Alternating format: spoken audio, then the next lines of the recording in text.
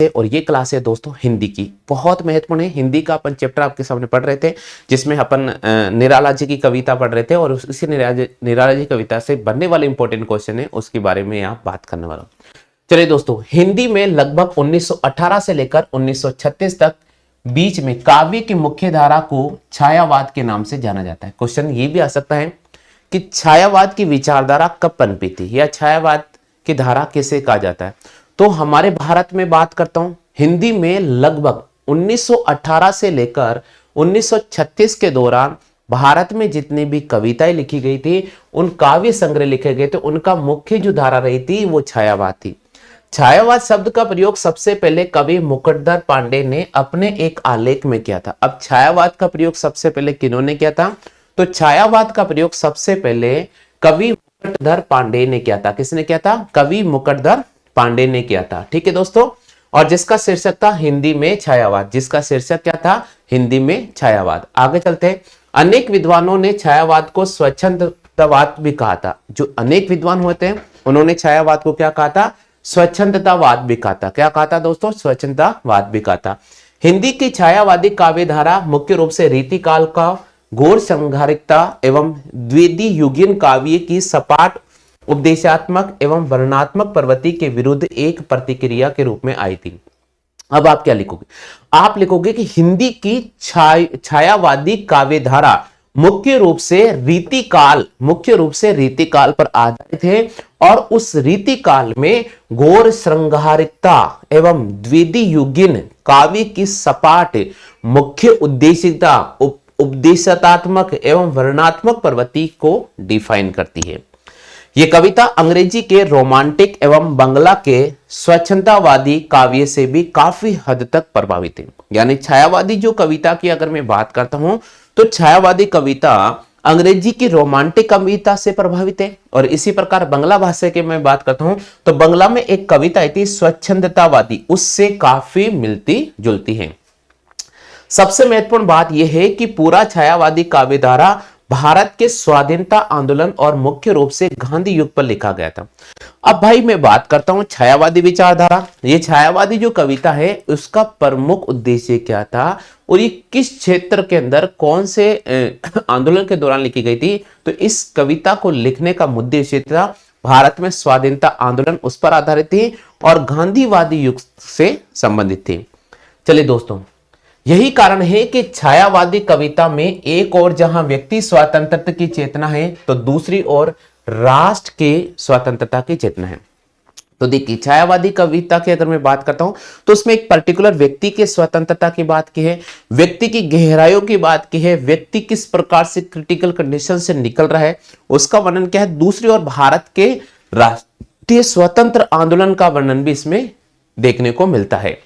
इसके अतिरिक्त छायावाद प्रेम, सौंदर्य, प्रकृति संवेदना, राष्ट्रीय जागरण एवं मानवतावादी का काव्य भी है। अब इसके अलावा छायावाद में प्रेम से संबंधित बात लिखी गई है, सौंदर्य, प्रकृति के सौंदर्य चक्रण के बारे में, वातावरण, राष्ट्रीय जनजागरण, इसी प्रकार हमारे भारत के भौतिक भूभाग क्षेत्र का भी वर्णन किया गया है।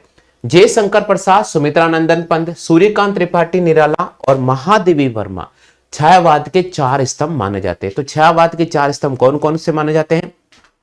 सबसे पहले जयशंकर प्रसाद, दूसरा नंबर सुमित्रानंदन पंत, तीसरा नंबर है दोस्तों सूर्यकांत त्रिपाठी निराला और चौथा नंबर आता है महादेवी वर्मा। ये छायावाद कविता के 4 प्रमुख स्तंभ माने जाते हैं। चलिए भाई, नेक्स्ट है सूर्यकांत निराला का जीवन परिचय लिखिएगा। अब दोस्तों क्वेश्चन आ जाता है कि सूर्यकांत निराला के जीवन परिचय लिखिए।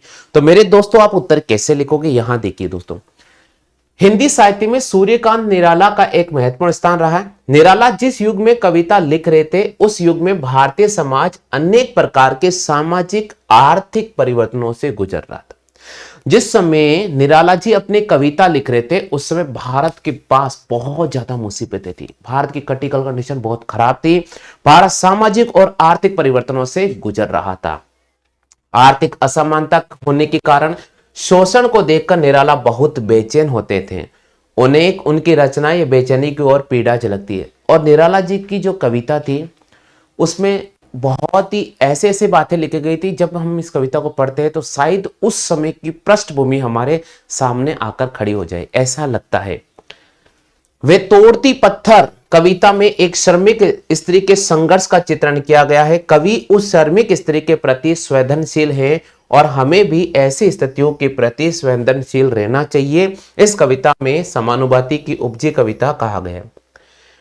निराला जी की कविता है वे तोड़ती पत्थर, और उस पत्थर तोड़ती हुई एक महिला को दिखाया गया है जो भीषण गर्मी थी, और उस भीषण गर्मी के अंदर लोग पंखों के अंदर, कूलर के अंदर, एसी के अंदर रहते हैं, लेकिन फिर भी उस महिला ने नित्य कर्म कर रही थी। वो मानो कड़ाकी बहुत तेज धूप पड़ रही थी, उसके शरीर से पसीना टपक रहा था, उसका सांवला जो शरीर था मटमेला जैसा लग रहा था, घटीला उसका बदन था, और मानो पसीने से बार बार वो अपने सिर को पसीना पोंछ रही थी, फिर भी वो थक नहीं रही थी। इस भीषण गर्मी के अंदर भी हथौड़ा लेकर उस पत्थर को तोड़ रही थी। सूर्यकांत निराला की वो कविता वास्तव में दिल की गहराई को छू जाती है।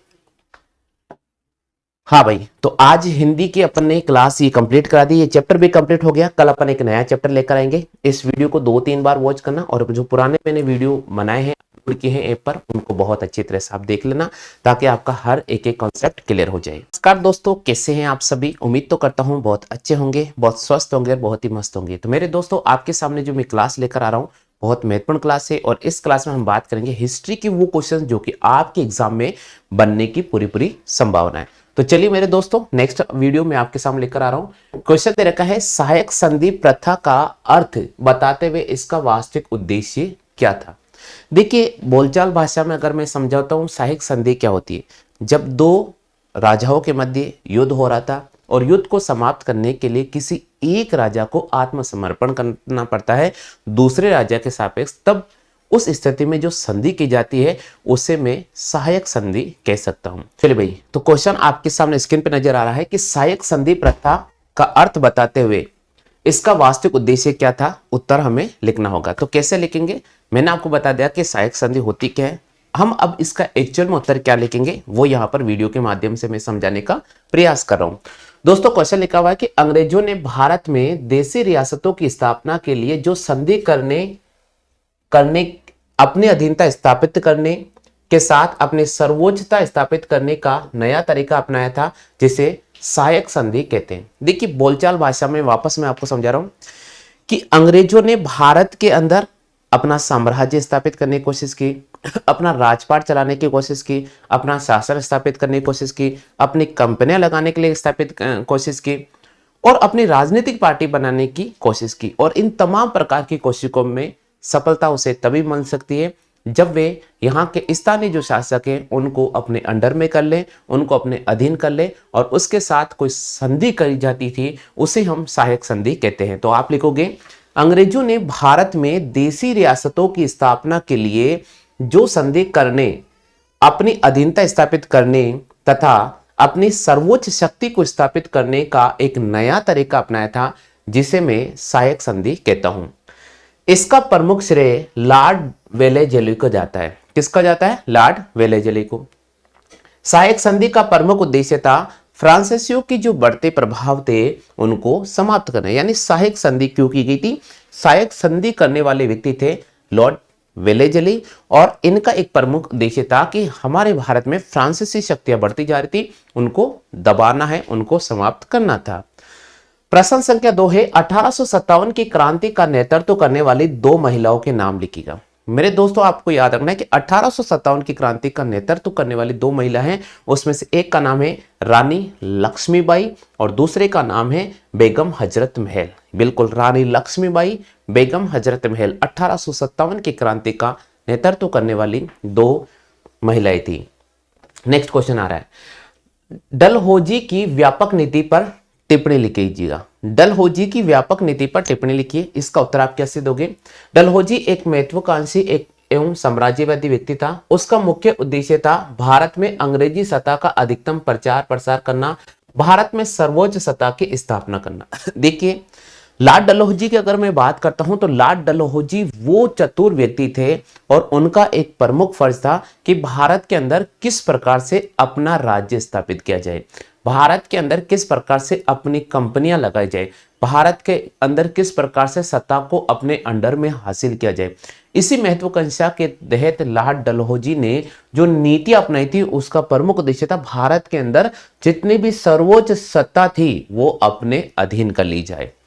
लॉर्ड डलहौजी ने भारत के वे शासक जिनके कोई भी संतान नहीं थी उनको गोद लेने से मना कर दिया था।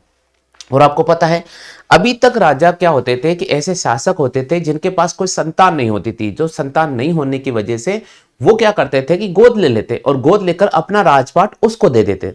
लेकिन लॉर्ड डलहौजी बहुत चतुर व्यक्ति थे और उसने कहा कि अगर ऐसा चलता रहेगा तो ऐसे बहुत से शासक थे जिनके वंश नहीं था और वंश नहीं होने की वजह से वो अगर गोद ले लेंगे तो उनका साम्राज्य चलता रहेगा। तो उन्होंने कहा नहीं, इस प्रथा को सबसे पहले समाप्त किया जाए। तो उन्होंने एक नियम पारित कर दिया और ये कह दिया कि भारत के अंदर जो भी शासक है उनके अगर बच्चे नहीं है, उनके संतान नहीं है, लड़का नहीं है जो उसके वंश उत्तराधिकार घोषित किया जा सके, तो आप वहां पर गोद लेने की जो प्रक्रिया थी उसको समाप्त कर दिया। ताकि क्या होगा कि जब अगर उस राजा की मृत्यु हो जाए तो उसका साम्राज्य जो राजपाट है वो अंग्रेजों के अधीन आ जाए।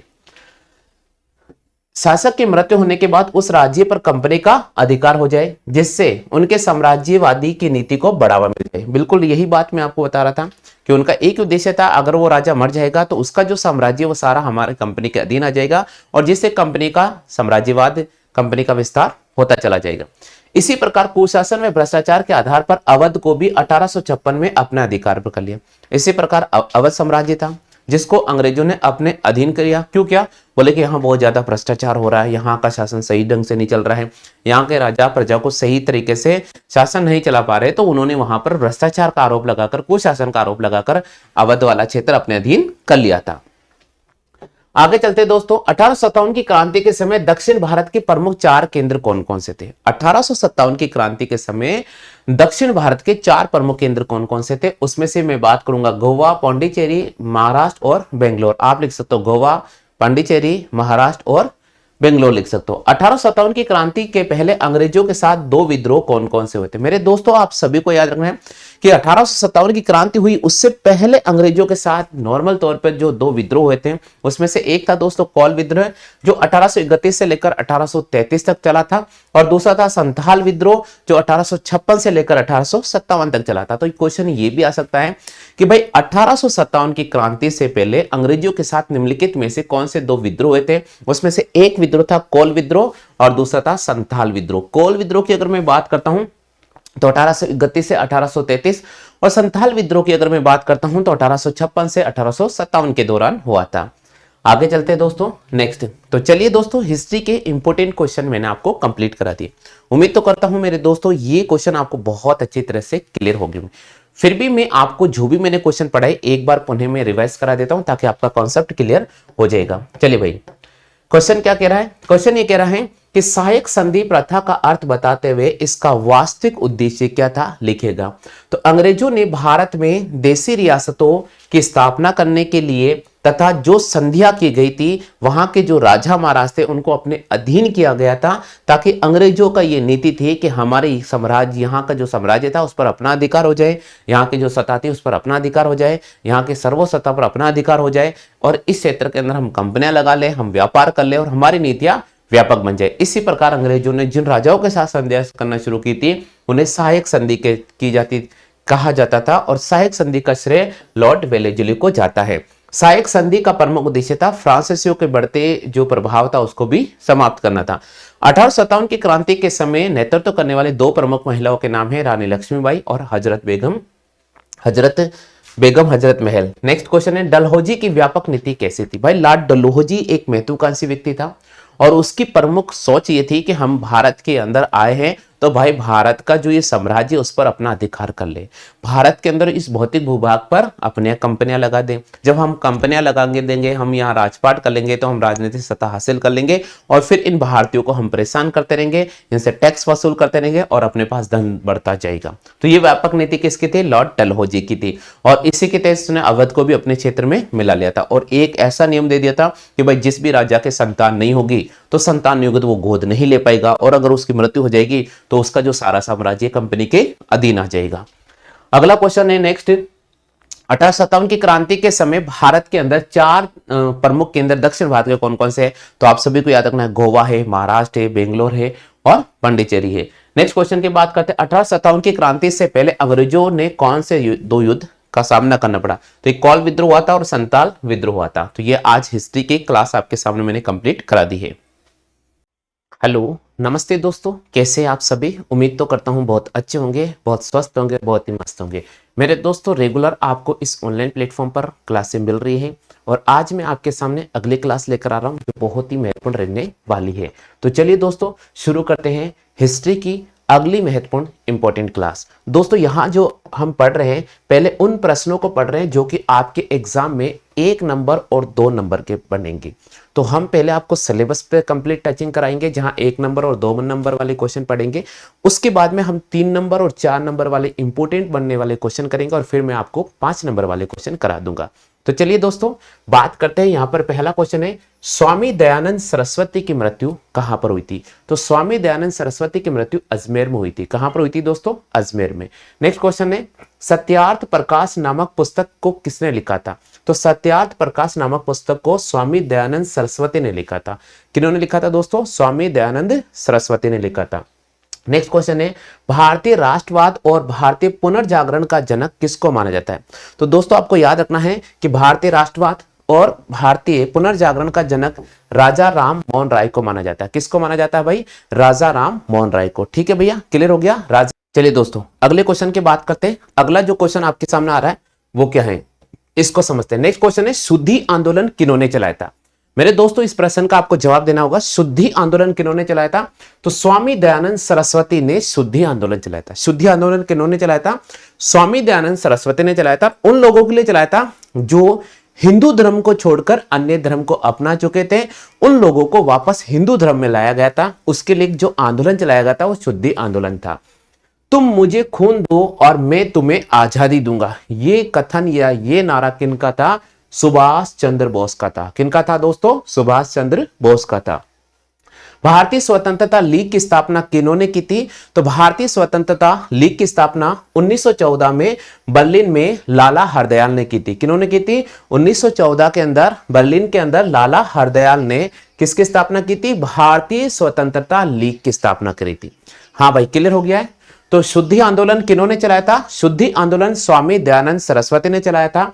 तुम मुझे खून दो, मैं तुम्हें आजादी दूंगा, यह कथन सुभाष चंद्र बोस का है। नेक्स्ट है, भारतीय स्वतंत्रता लीग की स्थापना किन्होंने की थी? तो भारतीय स्वतंत्रता लीग की स्थापना 1914 में बर्लिन के अंदर लाला हरदयाल ने की थी। नेक्स्ट क्वेश्चन की बात करते हैं। बिरसा मुंडा कौन थे? भाई, बिरसा मुंडा कौन थे? तो बिरसा मुंडा ने मुंडा जनजाति के लोगों को अंग्रेज अधिकारी, ईसाई पादरियों आदि पर हमला करने के लिए प्रोत्साहित किया था। बिरसा मुंडा कौन थे? बिरसा मुंडा एक प्रमुख व्यक्ति थे जो जनजातीय क्षेत्रों से बिलोंग करते थे और इन्होंने जनजातीय क्षेत्रों को लोगों को एक संगठन बनाकर उन्होंने कहा कि हमारे यहाँ जितने भी अंग्रेज अधिकारी हैं और जितने भी ईसाई लोग यहाँ पर आ रहे हैं, पादरी लोग आ रहे हैं, ये हमारे धर्म को भ्रष्ट करने का प्रयास कर रहे हैं। अंग्रेज लोग हमें दबाव में रखने का प्रयास कर रहे हैं, हमसे विभिन्न प्रकार के टैक्स ले रहे हैं, तो हमें इनका विरोध करना चाहिए, हमें इन पर हमला करना चाहिए ताकि ये लोग हमसे डरकर भाग जाए और हम सभी को आजादी मिल जाए। इंडियन एसोसिएशन की स्थापना कब और किसने की थी? तो इंडियन एसोसिएशन की स्थापना 26 जुलाई 1976 को की गई थी। इंडियन एसोसिएशन की स्थापना कब की गई थी? 26 जुलाई 1976 को की थी। और किन्होंने की थी? सुरेंद्र नाथ बनर्जी ने। किन्होंने की थी दोस्तों? सुरेंद्र नाथ बनर्जी ने।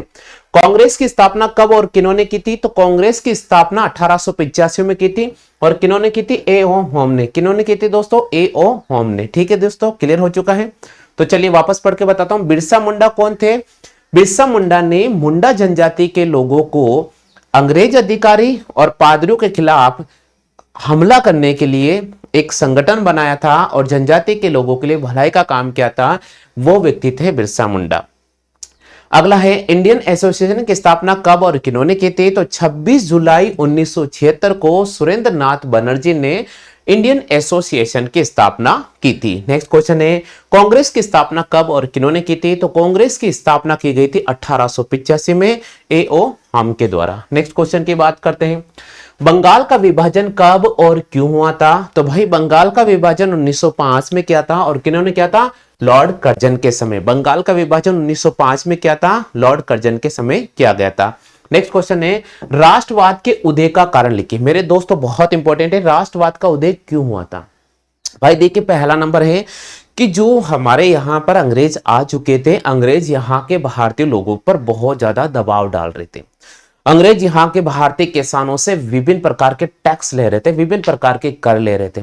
इस प्रकार यहाँ के जो किसान लोग हैं, यहाँ के जो मध्यम वर्ग के लोग हैं, यहाँ के जो निम्न वर्ग के लोग हैं, उन पर बहुत प्रकार के जो टैक्स लिए जाते थे, जिसकी वजह से उनमें भूखमरी आ गई थी, उनमें गरीबी आ गई थी, वो लोग बर्बाद होते जा रहे थे।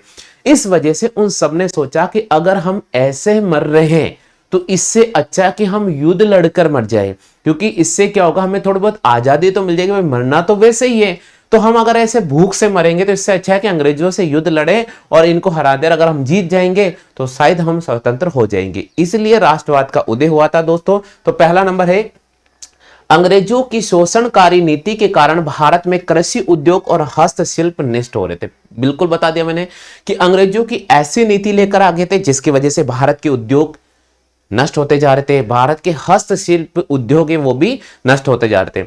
अंग्रेजों की एकीकृत प्रशासनिक व्यवस्था कारण भारतीय लोगों में आपसी संपर्क की बढ़ोतरी हो गई। और दोस्तों, अंग्रेजों ने भारत के अंदर एक ऐसी योजना लेकर आ गए हैं, एकीकृत प्रशासनिक व्यवस्था लेकर आए, जिसकी वजह से भारतीय लोग धीरे धीरे एकजुट होने लगे और राष्ट्रवाद के उदय का एक प्रमुख न्योता देना शुरू हो गया था। यातायात और संचार के साधनों के विकास ने भी भारतीय लोगों को एकजुट करने का प्रयास किया था। और दोस्तों देखिए, राष्ट्रवाद के उदय में लोग आपस में मिलते कैसे गए, वो यहां पर यही पॉइंट लिखे गए कि भाई यहां पर भारत के अंदर जो है यातायात की व्यवस्था हो चुकी थी, संचार के साधन हो चुके थे, उस वजह से भी लोगों को इंफॉर्मेशन पहुंचना आसान हो गई थी। इस वजह से लोग एक जगह एकत्रित होना शुरू हो गए थे। प्रेस और साहित्य के विकास कारण भी राष्ट्रीय चेतना की बढ़ोतरी हुई थी। बहुत सारे भारत के अंदर कवि हुए जिन्होंने कविता के माध्यम से भारतीय लोगों को एकजुट होने का आह्वान किया था। इसी प्रकार जो समाचार पत्र थे, उन्होंने भी अपने शोषण की जो नीति थी उसको अखबारों में उजागर किया, लोगों को जागरूक करने का प्रयास किया, और इस वजह से भारत में राष्ट्रवाद का उदय हुआ था। ब्रह्मा समाज की स्थापना कारण, आर्य समाज की स्थापना कारण, रामकृष्ण मिशन की स्थापना की वजह से भारतीयों में राष्ट्रवाद का उदय हुआ था। उसी दौरान भारत में ब्रह्मा समाज की स्थापना हो जाती है, उसी समय भारत में आर्य समाज की स्थापना हो जाती है, उसी समय भारत में रामकृष्ण मिशन की स्थापना हो जाती है। और इन लोगों ने भी भारत को एकजुट होने का प्रयास किया था। इन लोगों ने भी राष्ट्रवाद में बहुत ही महत्वपूर्ण भूमिका निभाई थी। ब्रिटिश सरकार और अंग्रेजों में जातीय भेदभाव, ब्रिटिश सरकार और अंग्रेजों में जातीय भेदभाव था, उस वजह से भी राष्ट्रवाद का उदय हुआ था। इल्बर्ट बिल विवाद भी एक प्रमुख कारण बन गया था, जिसके कारण भी भारतीयों में राष्ट्रवाद का उदय हुआ था। चलिए दोस्तों, नेक्स्ट क्वेश्चन है, आर्य समाज की शिक्षाओं का वर्णन कीजिए। मेरे दोस्तों, अगर ये क्वेश्चन आ जाए तो फिर आप उत्तर क्या लें। तो आर्य समाज की निम्न शिक्षाएं क्या थी, उसमें से पहला पॉइंट है भाई, आर्य समाज ने जाति प्रथा पर रोक लगा दी। आर्य समाज ने कहा कि तुम जाति का आधार पर मत बंटो, तुम धर्म के आधार पर मत बंटो, तुम लोगों को बेवकूफ बनाया जा रहा है, तुम लोगों को पागल बनाया जा रहा है और तुम लोगों को गुलाम बनाया जा रहा है। ये जाति वो जात, ये धर्म वो धर्म, तुम लोगों को सिर्फ बेवकूफ बनाया जा रहा है, तुम लोगों को गुलाम बनाया जा रहा है। और तुम अगर ऐसे बढ़ते रह जाओगे तो तुम में संगठन शक्ति नहीं होगी और तुम कभी भी अपने आप को विकसित, विकासशील या स्वतंत्र नहीं बन सकते हो। दूसरा नंबर है, आर्य समाज ने छुआछूत पर रोक लगाई। आर्य समाज ने कहा कि हमें किसी जाति बिरादरी का विरोध नहीं करना है, सब जाति एक समान है, मनुष्य ईश्वर के समान है, मनुष्य ही एक प्रमुख जाति है जिसे ईश्वर के समान मानना है, तो सब जाति एक है, तुम्हें छुआछूत नहीं करना है। नेक्स्ट है, आर्य समाज ने बाल विवाह का विरोध किया था। आर्य समाज ने बाल विवाह, उस समय बाल विवाह हो रहे थे 14 साल की उम्र में, 13 साल की उम्र में, 10 साल की उम्र में, 15 साल की उम्र में लड़की को ससुराल भेज दिया जाता था, उनके बच्चे तक हो जाते थे। तो आर्य समाज ने इसका विरोध किया, बोले अगर कम उम्र में शादी हो जाएगी तो हम स्वतंत्र नहीं हो पाएंगे, हम जिम्मेदारियों में गिर जाएंगे और उस वजह से हम राष्ट्रवाद के इस भावना को जगा नहीं पाएंगे। उसके बाद है, आर्य समाज ने बहु विवाह का विरोध किया। ऐसे लोग भी थे जो एक से ज्यादा शादी कर रहे थे, तो आर्य समाज ने कहा भाई ऐसी शादियों को भी हमें बंद करना चाहिए। आर्य समाज ने पर्दा और प्रथा पर रोक भी लगा दी थी। आर्य समाज ने कहा कि हमें पर्दा और प्रथा पर रोक लगानी चाहिए, क्योंकि दोस्तों कई बार होता है कि पर्दे के आगे पर्दे के आगे लोग पर्दा तो डाल लेते हैं, लेकिन फिर बाद में हम उनका चेहरा नहीं पहचान पाते हैं। शायद वो आतंकवादी भी हो सकता है, शायद वो देश विरोधी भी हो सकता है। तो इसलिए आर्य समाज ने पर्दा प्रथा पर रोक लगाई थी और यह भी कहा कि अगर इस पर रोक लगानी चाहिए, नहीं तो हम सब आगे नहीं बढ़ पाएंगे। आर्य समाज ने दहेज प्रथा पर भी रोक लगा दी। आर्य समाज ने उस समय शादियां होती थी, उसमें दुनिया भर का जो दहेज लिया जाता था, उस वजह से जिसके घर में शादी हो रही है, जो एक तो बेटी को भेज रहा है और ऊपर से दहेज और दे रहा है, तो वो लोग किसान गरीब से गरीब होते जा रहे थे। इसलिए आर्य समाज ने दहेज प्रथा को रोक लगाती थी। आर्य समाज ने वेदों की ओर लौटो को नारा कर दिया था। आर्य समाज ने कहा कि हमें वेदों का अध्ययन करना चाहिए, हमें वेदों को पढ़ना चाहिए, उनके अर्थ को समझना चाहिए और हमें वेदों की ओर लौटना पड़ेगा। आर्य समाज ने शुद्धिकरण आंदोलन चलाया था। ऐसा आंदोलन जो हिंदू धर्म को छोड़कर अन्य धर्म को अपना चुके थे, तो आर्य समाज ने उन लोगों को वापस अपने हिंदू धर्म में लाने का प्रयास किया था। इसके लिए उन्होंने शुद्धिकरण आंदोलन भी चलाया था। तो चलिए दोस्तों, हिस्ट्री के इंपॉर्टेंट क्वेश्चन मैंने आपको कंप्लीट करा दी है। उम्मीद तो करता हूं दोस्तों बहुत अच्छी तरह से आपके क्लियर हो गए होंगे। नमस्कार दोस्तों, आपके अपने इस ऑनलाइन डिजिटल प्लेटफॉर्म पर एक बार पुणे में आप सभी साथियों का तहे दिल से स्वागत करता हूं। तो दोस्तों, आज की जो क्लास आपके सामने रहने वाली है, बहुत महत्वपूर्ण क्लास रहने वाली है और इस क्लास में हम बात करेंगे दोस्तों उन टॉप मोस्ट क्वेश्चन की जो कि आपके एग्जाम की दृष्टि से इंपॉर्टेंट है। तो दोस्तों, पहला ही क्वेश्चन नजर आ रहा है कि मुस्लिम लीग की स्थापना किस प्रकार की गई थी। मेरे दोस्तों, बहुत महत्वपूर्ण क्वेश्चन है, मुस्लिम लीग की स्थापना किस प्रकार की गई थी। तो भाई, मुस्लिम लीग की स्थापना होने का पहला कारण है राष्ट्रीय आंदोलन का बढ़ता प्रभाव। राष्ट्रीय आंदोलन का बढ़ता प्रभाव कहीं न कहीं मुस्लिम लीग की स्थापना करने में महत्वपूर्ण भूमिका निभा देता है। तो चलिए भाई, इसको अपन पढ़ लेते हैं। राष्ट्रीय आंदोलन के बढ़ते प्रभाव के कारण ब्रिटिश सरकार को बहुत ज्यादा चिंता होने लगी। राष्ट्रीय आंदोलन के बढ़ते प्रभाव के कारण ब्रिटिश सरकार को बहुत ज्यादा चिंता होने लगी। अब भाई, चिंता कैसे हो गई? ब्रिटिश शासकों ने राष्ट्रीय आंदोलन को कमजोर करने के लिए अनेक प्रकार के प्रयास किए और जब वो सफल नहीं हो पाए तो उन्होंने अपना माइंड को दौड़ाया और कहा कि भाई, फूट डालो राज करो की नीति अपनाओ और तब जाकर अपन लोग इस राष्ट्रीय आंदोलन को दबा पाएंगे, नहीं तो हमारा यहां ज्यादा दिन तक टिकाव नहीं होने वाला। अंग्रेज सरकार ने दिमाग तो लगाया, लेकिन अब फूट डालो राज करो की नीति कैसे अपनाई जाएगी? मेरे दोस्तों, अंग्रेजों ने बहुत तगड़ा दिमाग लगाया और उन्होंने कहा कि हिंदू को मुस्लिम के प्रति भड़का दो और मुस्लिम को हिंदू के प्रति भड़का दो, और जब ये दो जात आपस में लड़ती झगड़ती रहेगी तो समझ जाओ कि उस स्थिति में हमें समझौता करने के लिए आना पड़ेगा, हमें बीच बीच में आना पड़ेगा, हम एक योजक कड़ी के रूप में रुककर यहां पर और राजपाट कर लेंगे। तो पहला नंबर, राष्ट्रीय आंदोलन का बढ़ता प्रभाव, इससे अंग्रेज काफी चिंता हो गई थी और इस आंदोलन से पीछा छुड़ाने के लिए अंग्रेज सरकार ने फूट डालो राज करो की नीति को अपनाने का प्रयास किया। नेक्स्ट है, फूट डालो राज करो की नीति किस प्रकार अपनाई? ब्रिटिश सरकार ने फूट डालो राज करो की नीति को सफल बनाने का प्रयास किया, जिसके कारण उनका उद्देश्य था कि साम्राज्य हितों को पूरा करना। कांग्रेस को क्षीण करने के कारण उसे हिंदुओं की संज्ञा दी गई। जब कांग्रेस राष्ट्रीय आंदोलन भाग ले रही थी तो कांग्रेस को यह कहा गया कि भाई, तुम कायर हो, तुम्हें इस प्रकार नहीं करना चाहिए। और मुसलमानों को कहा गया कि भाई, कांग्रेस तो हिंदू की पार्टी है। इस प्रकार कांग्रेस को क्षीण बता दिया और उनको हिंदुओं की संज्ञा नाम दी गई। इस प्रकार प्रचार प्रसार किया कि कांग्रेस और मुस्लिम के हित एक दूसरे के हित विरोधी हो गए। और विश्वविद्यालय के प्रिंसिपल आर्यबेल्ट और तत्कालीन वायसराय लॉर्ड मिंटो के निजी सचिव डनले स्मिथ के प्रयासों से आगा खां के नेतृत्व में 36 मुसलमानों के दलों का एक प्रतिनिधित्व मंडल 1906 में वायसराय लॉर्ड मिंटो के पास भेजा गया और उन्होंने कहा कि भाई, हमारे लिए अलग से प्रतिनिधित्व मंडल तैयार किया जाए। बस यही वजह थी कि धीरे धीरे मुस्लिम लीग की स्थापना होने का एक रास्ता मिल गया था।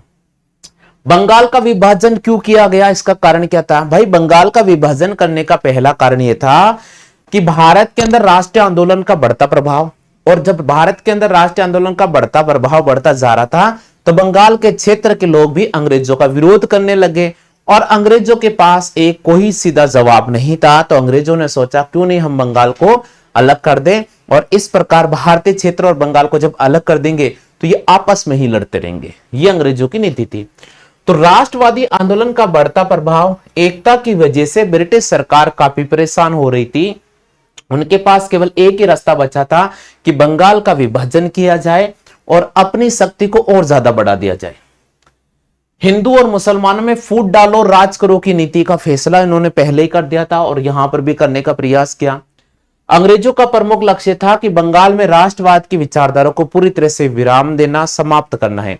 कर्जन ने भारतीय राष्ट्रीय आंदोलन को कुचलने के लिए हिंदुओं को मुसलमानों के खिलाफ भड़काया, मुसलमानों को हिंदुओं के खिलाफ भड़काया और इस प्रकार जो राष्ट्रीय भावना जो जागृत हुई थी उसको कहीं ना कहीं समाप्त करने का प्रयास किया और अंत में 16 अक्टूबर 1905 को बंगाल का विभाजन कर दिया गया। वैदिक सभ्यता से आप क्या समझते हैं मेरे दोस्तों? अगर ये क्वेश्चन आ जाए तो फिर आप क्या लिखोगे? वैदिक सभ्यता का विकास सिंधु सभ्यता से माना जाता है क्योंकि वेदों में अनेक स्थानों पर सरस्वती नदी का जिक्र किया गया। वैदिक सभ्यता का जो प्रारंभ है वो सिंधु सभ्यता से माना जाता है क्योंकि वेदों में अनेक प्रकार से सिंधु नदी का जिक्र किया गया, सरस्वती नदी का जिक्र किया गया। आर्य भारत के ही निवासी थे और इन्होंने भारतीय संस्कृति का विश्व में प्रसार किया और फैला दिया। इस सभ्यता के स्रोत ही वैदिक साहित्य है जो विशाल है और इसमें आर्यों के जीवन के संपूर्ण पक्षों को देखने को मिलता है। वैदिक साहित्य की मैं बात करता हूं तो आर्य वो व्यक्ति थे जिन्होंने भारत की संस्कृति को विदेशों में प्रचार किया और वैदिक सभ्यता से हमें आर्यों के जीवन चक्रण का भी पता चलता है। वैदिक सभ्यता का निर्माता मुख्य रूप से आर्य को माना जाता है। आर्य शब्द का प्रयोग जातिवाचक ना होकर गुणवाचक रूप में किया जाता है। आर्य जो शब्द है वो जातिवाचक नहीं है दोस्तों। आर्य शब्द एक प्रकार से गुणवाचक शब्द है जिसका शाब्दिक अर्थ होता है श्रेष्ठ या उत्तम वेदों से ही श्रेष्ठ व्यक्तियों का निर्माण करना। और वेदों की भाषा संस्कृत थी, जैसे देवपाणी भी कहा जाता था। वेदों की भाषा क्या थी दोस्तों? वेदों की भाषा संस्कृत थी जिसको क्या कहा जाता था? देवप्राणी भी कहा जाता था। चलिए भाई, होम साइंस का बहुत इंपॉर्टेंट क्लास है और इस क्लास में हम बात करेंगे कि एक विकास की प्रक्रिया कैसे चलती है जीवन में। तो चलिए दोस्तों शुरू करते हैं आज की इस बेहतरीन क्लास को। भ्रूण अवस्था से लेकर पूर्ण विकसित वयस्क होने तक मानव के विकास ने लोगों की पीढ़ियों तक समाहित किया है। ये कह रहा है कि जब छोटा बच्चा होता है, भ्रूण अवस्था में होता है, वहां से लेकर जब मनुष्य का जन्म हो जाता है और उसके बाद वो वृद्ध हो जाता है, तो मानव में जो परिवर्तन देखने को मिलता है, उससे ही अपन एक विकासवाद की विचारधारा से जोड़ सकते हैं। ये ज्ञान न केवल स्वयं को समझने के लिए लाभदायक होता है वरना बच्चों के विकास का मार्गदर्शन करने में भी सक्षम होता है। और जब हम इस चैप्टर को पढ़ेंगे तो हमें ये पता चलेगा वास्तव में कि विकास की प्रक्रिया किस प्रकार निरंतर बदलती रहती है, निरंतर बढ़ती रहती है और इसका ज्ञान हमारे जीवन के लिए एक बहुत ही महत्वपूर्ण पहल माना जाता है। आप में से कुछ छोटे बच्चों के माता पिता होंगे अथवा आने वाले समय में माता पिता बन जाएंगे। आप में से भी बहुत सारे ऐसे होंगे जिनकी शादी हो रही होगी, उनके बच्चे भी हो गए, तो आप में से कुछ माता पिता भी बन गए होंगे और आप में से कुछ ऐसे भी है जिनकी शादी नहीं हुई होगी, तो आने वाले समय में वो माता पिता बन जाएंगे। तो दोनों के लिए ये बहुत ही महत्वपूर्ण रहने वाली है। बच्चों के जन्म के बाद होने वाले विकास का ज्ञान आपको बच्चे के जन्म से लेकर बड़े होने तक विकास को समझने में सहायता करेगा। जब बच्चे का जन्म होता है, जन्म के बाद आपके साथ क्या परिवर्तन देखने को मिलेगा, बच्चे में विकास की विचारधारा किस प्रकार वृद्धि होती है, बच्चा बढ़ता कैसे है, ये सारी घटना आपके साथ घटित होने वाली है। कितना परिवर्तन आप में देखने को मिलेगा, यही समझना बहुत जरूरी है। आप उन क्षेत्रों का पता लगा पाएंगे जहां आपके बच्चों की अभिवृद्धि और विकास सामान्य गति से या धीमी गति से हो रहा है। नेक्स्ट क्वेश्चन है दोस्तों, जीवन चक्र की अवस्था का वर्णन कीजिए। बहुत इंपॉर्टेंट क्वेश्चन है, जीवन चक्र की अवस्था का वर्णन कीजिए। तो मेरे दोस्तों, जीवन चक्र की अवस्था है, सबसे पहला आती है गर्भावस्था। जीवन चक्र में नंबर 1 अवस्था आती है गर्भावस्था। गर्भधान से लेकर जन्म तक, यानी गर्भ धारण किया, किसी महिला ने गर्भ धारण किया शादी होने के बाद, और जब तक उसके बच्चा नहीं हो जाता है तब तक की जो अवस्था है उसको हम गर्भावस्था कहते हैं। उसके बाद है नवजात शिशु अवधि, यानी जन्म से 1 महीने तक जब बच्चा जन्म लेता है और जन्म से लेकर 1 महीने तक जो अवधि कहलाती है वो नवजात शिशु अवधि कहलाती है। उसके बाद आता है शैशव अवस्था। शैशव अवस्था 1 माह से लेकर 2 वर्ष तक, 1 माह से लेकर 2 साल तक के बच्चा कौन सी अवस्था में आता है? शैशव अवस्था में आता है। उसके बाद है प्रारंभिक बाल्यावस्था, इसमें 2 साल से लेकर 6 साल का जो बच्चा है वो बाल्य अवस्था में आता है। उसके बाद आता है मध्य बाल्य अवस्था, 6 साल से लेकर 11 साल का बच्चा है वो मध्य बाल्य अवस्था में आता है। उसके बाद किशोरावस्था, 11 साल से लेकर 18 साल, यानी 12 साल भी कह सकते हैं, 19 साल भी कहते हैं। तो 11 साल से लेकर 18 साल वाला जो बच्चा है वो किस में आता है दोस्तों? किशोरावस्था में आता है। किस में आता है दोस्तों? किशोरावस्था में। उसके बाद आता है प्रारंभिक प्रौढ़ावस्था, जो 18 साल से लेकर 40 साल तक, 18 साल से लेकर 40 साल तक का जो जीवन है, हम सभी का जो जीवन है वो किस में आता है? प्रारंभिक प्रौढ़ावास। उसके बाद आता है मध्य प्रौढ़ावास, जो 40 से लेकर 60 साल की उम्र है। और वृद्धावस्था होता है 60 साल से बाद की जो अवस्था है वो वृद्धावस्था है। तो ये हमारे जीवन का चक्र है जो मैंने आपको समझाया। उम्मीद तो करता हूं अच्छी तरह से देखना, इनका रिटर्न नोट्स बनाना याद हो जाएगा। हाँ भाई, नेक्स्ट है जन्म के पश्चात कितनी अवस्था होती है? तो जन्म के पश्चात मुख्य रूप से 4 अवस्था होती है, बाल्य अवस्था, प्रौढ़ावस्था, किशोरावस्था और वृद्धावस्था। जन्म के पश्चात मुख्य रूप से 4 अवस्था होती है, उसमें से एक है बाल्य अवस्था, दूसरी प्रौढ़ावस्था, तीसरी किशोरावस्था और चौथी आती है दोस्तों वृद्धावस्था। नेक्स्ट क्वेश्चन है विकास की प्रक्रिया कौन कौन से परिवर्तन देखने पड़ते हैं? विकास की प्रक्रिया में हमें कौन कौन से परिवर्तन देखने को मिलते हैं? तो सबसे पहले जैविक, सामाजिक और संज्ञानात्मक प्रक्रियाओं के बीच होने वाली अंत्य क्रियाओं के परिणाम स्वरूप जो परिवर्तन देखने को मिलता है उसे अपन विकास की प्रक्रिया कहते हैं। उसमें सबसे पहला है जैविक प्रक्रिया। जैविक प्रक्रिया, इसके अंतर्गत वे परिवर्तन आते हैं जो शारीरिक होते हैं। जो शारीरिक परिवर्तन होते हैं उनको हम जैविक परिवर्तन कहते हैं। हमारी आनुवांशिकता, शारीरिक अंगों का विकास, संवेगात्मक कौशल, किशोरावस्था के हार्मोन संबंधी परिवर्तन आदि प्रकार के जो परिवर्तन होते हैं वो जैविक अवस्था में आते हैं। यानी छोटा बच्चा जब धीरे धीरे बड़ा होता है, 11 से 12 साल का हो जाता है, तो जब 11 से 12 साल का हो जाता है तब वो किशोरा अवस्था में आ जाता है, तो उसके शरीर में बहुत सारे परिवर्तन देखने को मिलते हैं। जैसे अगर मैं किसी लड़के की बात करूं तो लड़की के शरीर में जो परिवर्तन मुख्य रूप से देखने को मिलते हैं वो मिलते हैं कि उसके जो अंडर आर्म से उसमें हल्के हल्के बाल आने लग जाते हैं। उसके अलावा उसके चेहरों पर हल्के हल्के बाल आने लग जाते हैं। उसका जो शरीर है उसमें थोड़ी बनावट में परिवर्तन हो जाता है। उसकी आवाज में हल्का हल्का परिवर्तन आने लग जाता है। इसी प्रकार अगर मैं महिला वर्ग की बात करता हूं तो इसके स्तन में बढ़ोतरी होने लग जाती है, उसमें परिवर्तन आपको देखने को मिलता है। उनकी आवाज में थोड़ा परिवर्तन देखने को मिलता है। तो ये जो सारी अवस्था है ये किशोरावस्था कहलाती है। ठीक है दोस्तों, नेक्स्ट क्वेश्चन आ रहा है संज्ञानात्मक प्रक्रिया। इसके अंतर्गत बालक का चिंतन, बौद्धिकता, भाषा आती है। यानी बालक चिंता कैसे कर रहा है, उसके बौद्धिक का विकास कैसे हो रहा है, उसकी भाषा में परिवर्तन क्या देखने को मिल रहा है, ये सारा का सारा परिवर्तन किस में आता है दोस्तों? संज्ञानात्मक। अब दोस्तों इसमें समस्याओं का निदान करना, स्मरण शक्ति, कल्पना आदि सभी बालक के संज्ञानात्मक प्रक्रियाओं के अंतर्गत आते हैं। यानी कोई भी बालक सोच रहा है, समझ रहा है, चिंता कर रहा है, उसमें पढ़ने की भावना विकसित हो रही है, उसमें नहीं पढ़ने की भावना विकसित हो रही है, सारी की सारी किस में आती है? संज्ञानात्मक प्रक्रियाओं में आती है। किस में आती है दोस्तों? संज्ञानात्मक प्रक्रियाओं में आती है। अगला है दोस्तों सामाजिक प्रक्रियाओं। इसके अंतर्गत अन्य लोगों के साथ बालक का संबंध, भावनाएं और व्यक्तित्व आते हैं। बालक समाज में कैसे जीवन जीता है, बालक समाज में कैसे रहता है, लोगों से मिलजुल कर कैसे रहता है, इस प्रकार के सभी जो परिवर्तन देखने को मिलते हैं वो सामाजिक प्रक्रियाओं में मिलते हैं दोस्तों। बच्चे की पहली मुस्कान, माता पिता होते हैं। बालक के बीच आपसी लगाव का विकास, बच्चों में मिलना, बांटना, घूमना फिरना, दूर दराज रिश्तेदारों में जाना आना, ये सारा के सारा सामाजिक प्रक्रियाओं के अंतर्गत आते हैं। ठीक है भैया, क्लियर हो चुका है। तो ये हमारा जो होम साइंस का इंपॉर्टेंट वीडियो था जो मैंने आपको पढ़ाया है, उम्मीद तो करता हूं दोस्तों आपके बहुत अच्छी तरह से क्लियर हो गया होगा। नमस्कार दोस्तों, आपके अपने इस ऑनलाइन डिजिटल प्लेटफॉर्म पर एक बार पुणे में आप सभी साथियों का तहे दिल से स्वागत करता हूं। मेरे दोस्तों, हम रेगुलर आपको इस ऑनलाइन प्लेटफॉर्म पर क्लासें उपलब्ध करा रहे हैं और आज की हमारी जो नेक्स्ट क्लास रहेगी उसमें हम पढ़ेंगे दोस्तों वो इंपॉर्टेंट क्वेश्चन जो कि आपके एग्जाम में बनने की पूरी पूरी संभावना है। तो चलिए दोस्तों, आज की सीरीज का पहला ही क्वेश्चन आपको स्क्रीन पर नजर आ रहा है। क्वेश्चन कह रहा है रेशमी वस्त्र को धोते समय हल्का दबाव क्यों महसूस किया जाता है? रेशमी वस्त्रों को धोते समय हल्का दबाव क्यों महसूस किया जाता है? तो भाई रेशमी वस्त्रों को धोते समय हल्का दबाव इसलिए महसूस किया जाता है क्योंकि रेशम कमजोर होता है। जैसे अपन रेशम को ज्यादा भिगो कर रखेंगे तो रेशम क्या होता है? कमजोर होता है। अधिक दबाव देने पर रेशमी जो वस्त्र है फटने का डर रहता है। अगर अपन अधिक दबाव देंगे तो रेशमी वस्त्र क्या होते हैं? फटने का डर रहेंगे।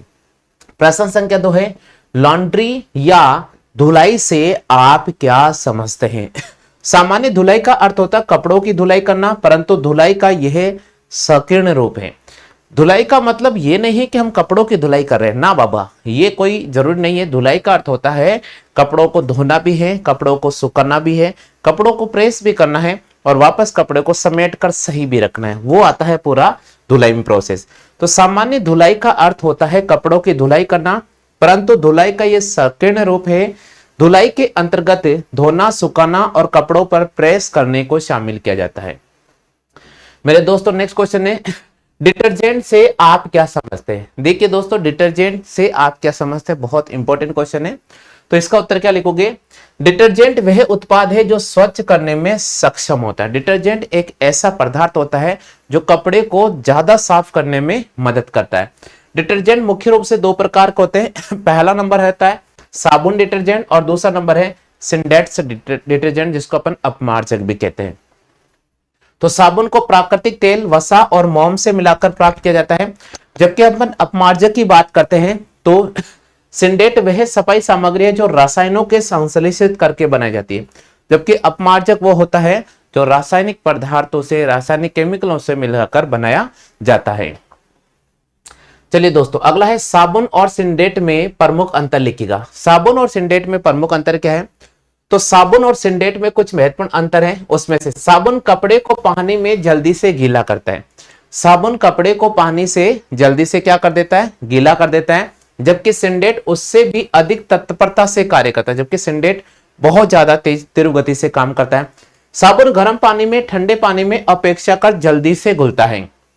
साबुन गर्म पानी की अपेक्षा साबुन गर्म पानी में ठंडे पानी की अपेक्षा जल्दी से घुलता है, यानी साबुन ठंडे पानी में देरी से घुलेगा जबकि गर्म पानी में जल्दी से घुल जाता है।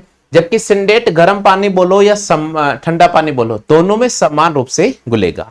ठीक है भैया, अगला है सिंथेटिक कठोर पानी में भी अच्छी धुलाई करता है। सिंथेटिक जो कठोर पानी होता है, खारा पानी होता है, उसमें अच्छी धुलाई करता है, जबकि साबुन केवल मीठे पानी के अंदर ही अच्छा झाग देता है। साबुन कठोर पानी के अंदर अच्छा झाग नहीं देता है।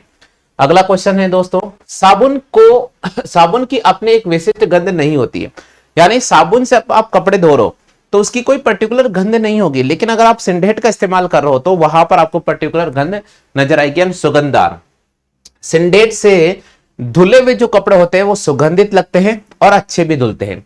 साबुन से धुलाई के पश्चात सफेद कपड़ों पर नील लगाने की आवश्यकता पड़ती है, यानी अगर हम साबुन से कपड़ों को धोएंगे तो जो सफेद कपड़े होते हैं उनको नील लगाने की जरूरत पड़ती है ताकि उसमें चमक आ जाए, जबकि सिंथेटिक में ऐसा नहीं होता है। सिंथेटिक में नील और सफेदी ऑलरेडी घुली होती है।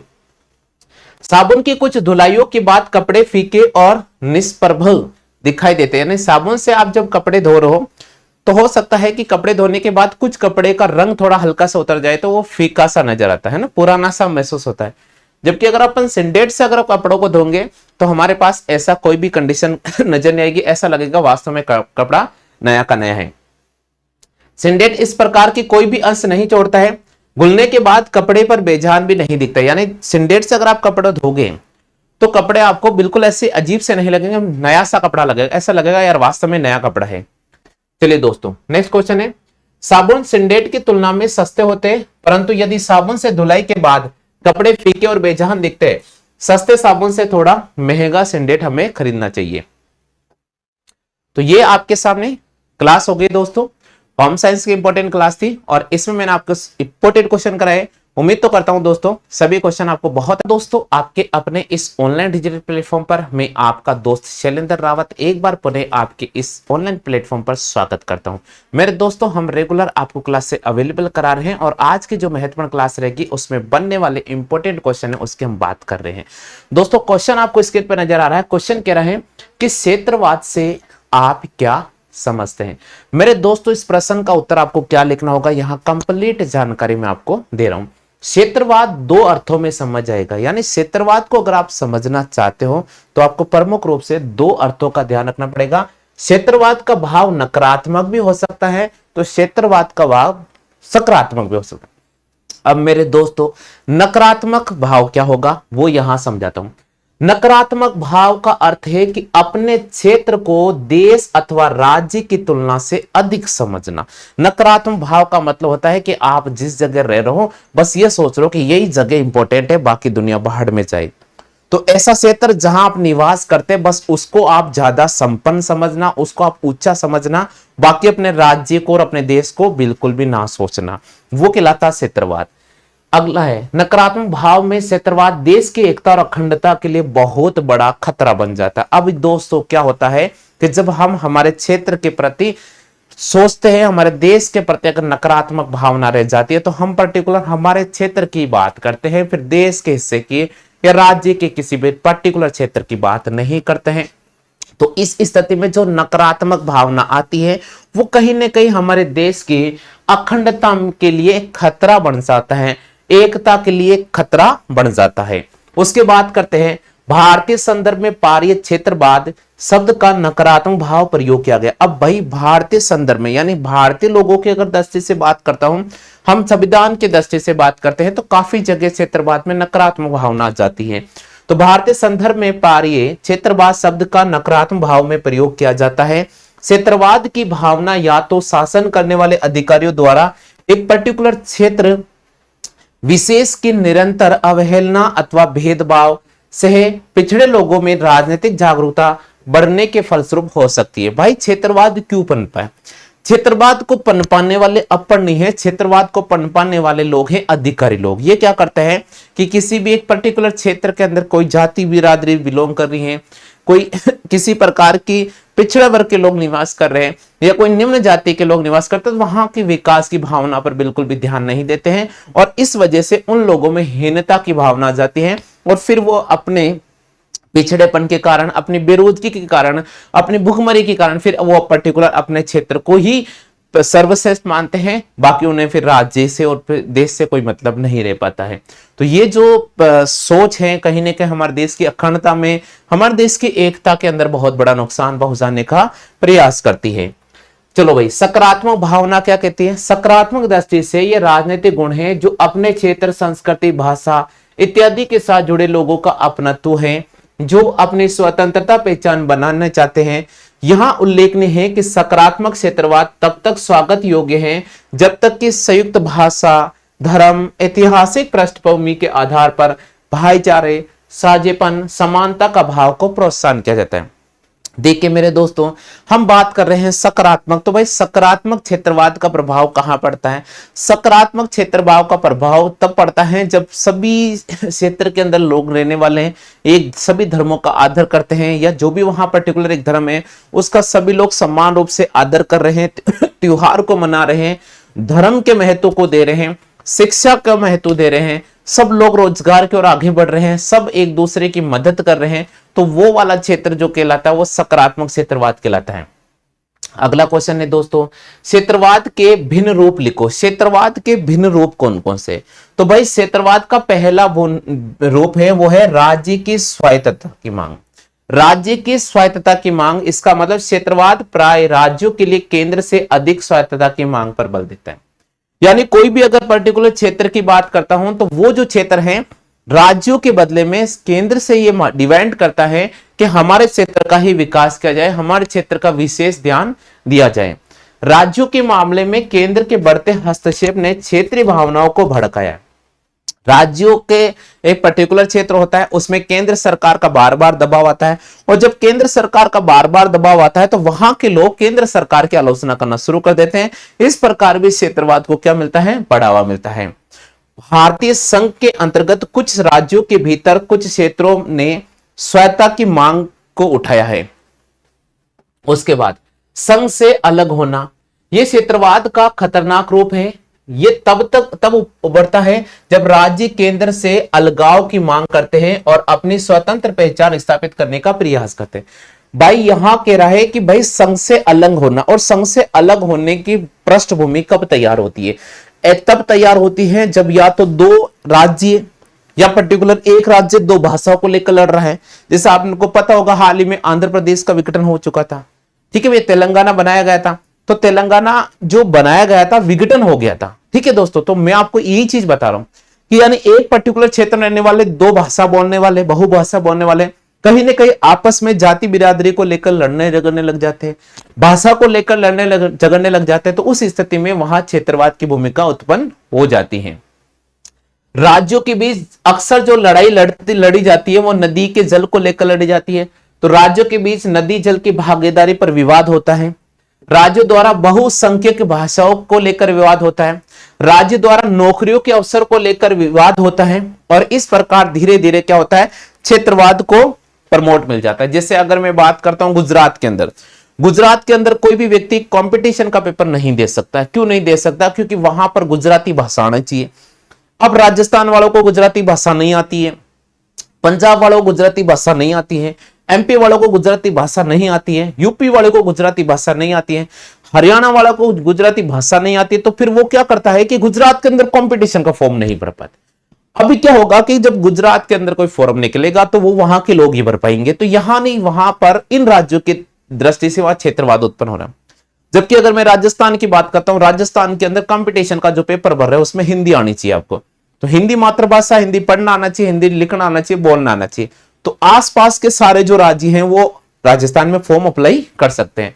तो ये कहीं ना कहीं भावना जो है क्षेत्रवाद को, भाषा के आधार पर क्षेत्रवाद को उत्पन्न कर रही है। क्षेत्रवाद की भावना उभर कर आई है। पिछड़े राज्यों से रोजगार के अवसरों के लिए विकसित राज्यों में लोगों की स्थानांतरण से स्थानांतरित लोगों के प्रति आक्रामक रवैया अपनाना क्षेत्रवाद का एक सबसे बड़ा और महत्वपूर्ण कारण माना जाता है। तो यहां देखिए साथियों, आपके सामने लिखा गया TEN 10 बराबर आपको दे रखा है 255। जी हां दोस्तों, टी जो नंबर आता है अल्फाबेट में, टी 20 नंबर पे आता है, ई आता है अल्फाबेट में 5 नंबर पे, और एन आता है अल्फाबेट में 14 नंबर पे।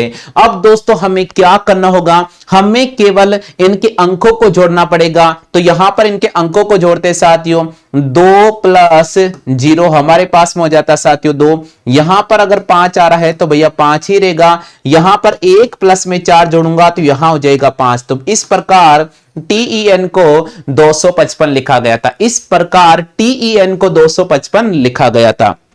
इसी प्रकार आपसे पूछा गया है कि 2 को क्या लिखा जाएगा, आपसे पूछा गया 2 को क्या लिखा जाएगा। तो दोस्तों यहां देख लीजिएगा, टी आता है 20 नंबर पे, डब्ल्यू की मैं बात करता हूं ये 23 नंबर पे आता है, और कौन से नंबर पे आता है, और की बात करता हूं 15 नंबर पे। अब हमें वही केस यहां अप्लाई करना होगा, 2 में 0 जोड़ने पर 2, यहां पर अंकों का योग 5 और यहां पर अंकों का योग 6। तो इसका सही जवाब होगा 256। तो पहला क्वेश्चन आप में से जिन भी साथियों की 1 नंबर आ गया है, बिल्कुल आप यस लिख दीजिएगा। प्रश्न संख्या 3 की तरफ। जी हां दोस्तों, प्रश्न संख्या 3 का सही जवाब होगा पुल। प्रश्न संख्या 3 का सही जवाब होगा पुल। क्यों होगा सुनिएगा। इसका रीजन है कि यहां लिखा गया है कि आप हाथ किससे धोएंगे। भैया अपन हाथ किससे धोएंगे, हाथ धोने के लिए हमें जल का इस्तेमाल करना पड़ेगा। किसका इस्तेमाल करना पड़ेगा, जल का। और भैया जल को क्या कहा जाता है, जल को पुल कहा जाता है, इसलिए इसका सही आंसर होगा पुल।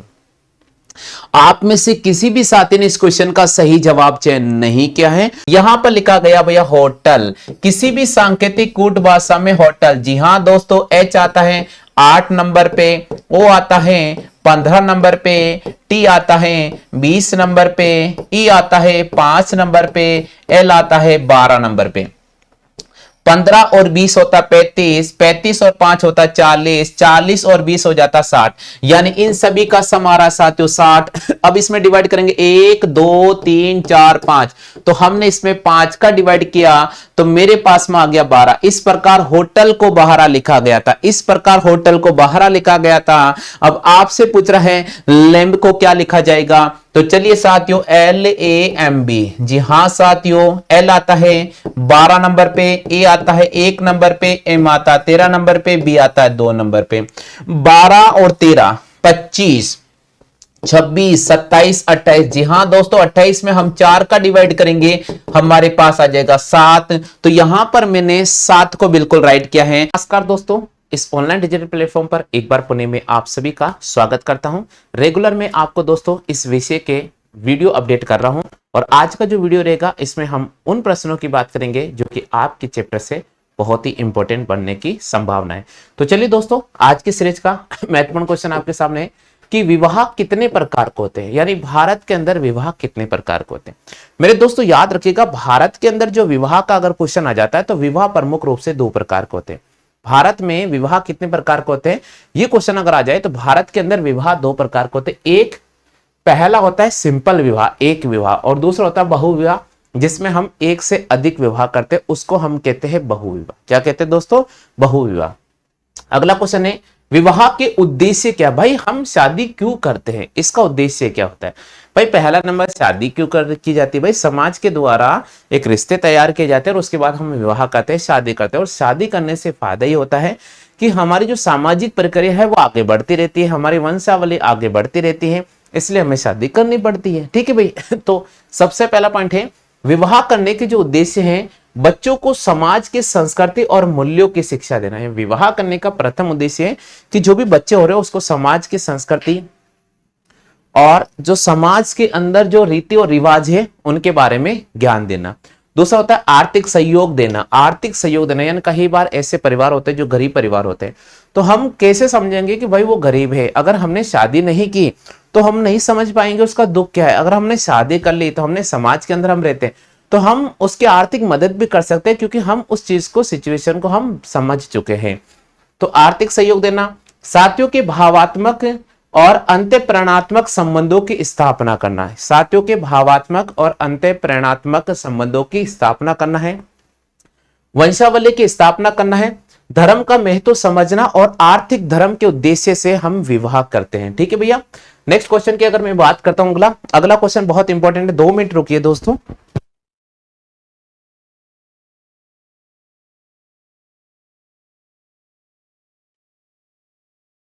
आगे चलते हैं नेक्स्ट क्वेश्चन पर। अगला क्वेश्चन क्या कह रहा है?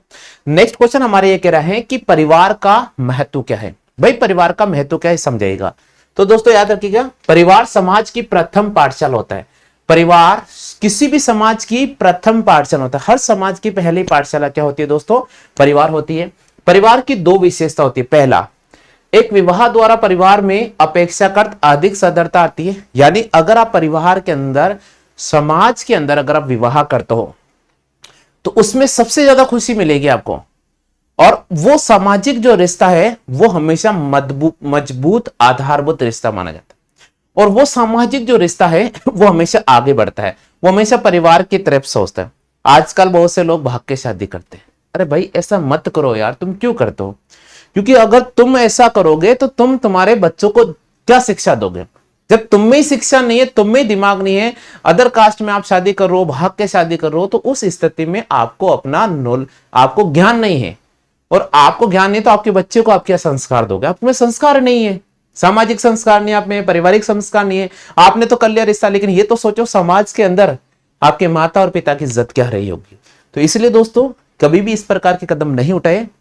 तो जो समाज में रिश्ते बनाए जाते हैं उसी रिश्ते को स्वीकार करें और उसी रिश्ते को आगे बढ़ाने का प्रयास करें। दूसरा होता है एक विवाह द्वारा निर्मित परिवार व्यवस्था में परस्पर आर्थिक सहयोग की भावना होती है। और दोस्तों जब एक परिवार से एक अनेक दूसरे परिवार में रिश्ता होता है, जब विवाह हो जाता है तो वहां पर हमेशा आर्थिक सगा संबंधी होता है, उसमें आर्थिक सहयोग की भावना उत्पन्न हो जाती है। पति पत्नी का संबंध परिवार में उस संबंध से निर्मित होता है जो समाज की स्वीकृति से विवाह के बाद स्थापित होता है। पति और पत्नी के अंदर जो भी रिलेशनशिप होता है वो तब होता है जब समाज के अंदर उनका रिश्ता स्वीकार हो जाता है, समाज के अंदर उनका विवाह होता है, और विवाह होने के बाद ही पति और पत्नी में रिलेशनशिप बनती है। ठीक है दोस्तों। आगे दो, बच्चे की उत्पत्ति, पालन पोषण करना, आर्थिक सहयोग करना, ये सभी एक परिवार के मुख्य अंश माने जाते हैं। यानी जब आपका विवाह हो चुका है तो विवाह होने के पश्चात आपके बच्चे होंगे। जब आपके बच्चे होंगे तो उनका आपको लालन पालन पोषण करना होगा, उनके खान पान की आपको ध्यान रखनी पड़ेगी, आपको उनको भी अच्छे संस्कार देने होंगे। यही एक परिवार की प्रमुख विशेषता होती है। हाँ भाई, अगला क्वेश्चन है राज्य का अर्थ लिखिए। राज्य का अर्थ क्या है? भाई राज्य का अर्थ का मतलब होता है आप में से, हम में से सभी लोग किसी न किसी राज्य से बिलोंग करते हैं। तो बस हम जहां पर रहते हैं वो कोई न कोई राज्य होगा, वही हमारा राज्य होता है। तो राज्य का सामान्य अर्थ है जिस जगह आप निवास करते हैं, जिस जगह आप निवास करते हैं वे कोई ना कोई राज्य अवश्य होगा।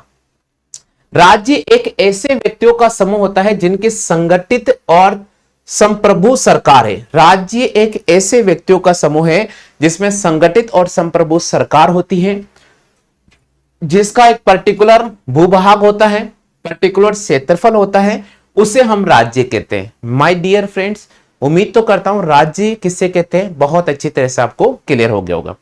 आगे चलते दोस्तों, कल्याणकारी राज्य से आप क्या समझते हैं? भाई कल्याणकारी राज्य क्या होता है? बोलचाल भाषा में हम जहां पर बिलोंग कर रहे हैं, हम जहां पर बिलोंग कर रहे हैं, आप जहां पर बिलोंग कर रहे हो, कहीं ना कहीं किसी राज्य से बिलोंग करो।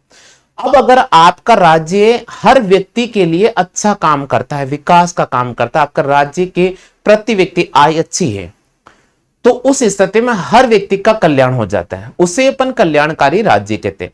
यानी व्यक्तियों की हमें विशेष सुरक्षा करना है, व्यक्तियों की सभी आवश्यकताओं की हमें पूर्ति करना है, साथ में हमें इकोनॉमिक्स पर विशेष ध्यान रखना पड़ेगा, साथ में हमें इंफ्रास्ट्रक्चर डेवलपमेंट पर भी विशेष ध्यान रखना पड़ेगा, तब जाकर हमारा राज्य उन्नति की ओर बढ़ेगा। और अगर हमारा राज्य उन्नति होगी तो हमारी आय में भी इंक्रीमेंट हो जाएगा।